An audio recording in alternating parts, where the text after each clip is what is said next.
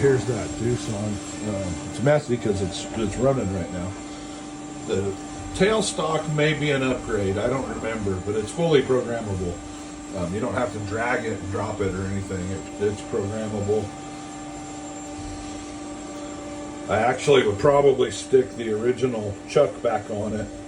That chuck has never even clamped anything, but it's got a tool setter, parts catcher.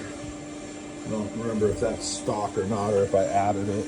It's got upgraded coolant and a hose, a wash down hose. That was an upgrade. The coolant itself is an upgrade to, I want to say it's 145 PSI instead of the normal 65 PSI that they come with by default. Trying to remember, there would be a handful, 6 or 8 sleeves. They won't fit in the new machine, so there's no real sense in keeping that. But anyhow, there's the Doosan. All right, let's see it run. I'm staying an inch away, so I can run with the door open. So there we go, it's drilling. After this, it'll go to live tool.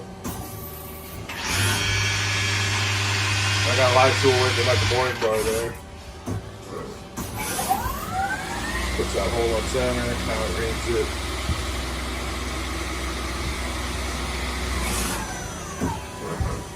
So there's the tool changing. And there it's cutting the outside taper.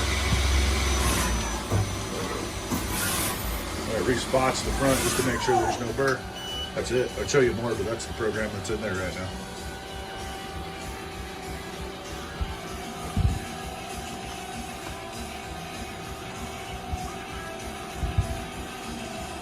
There we go.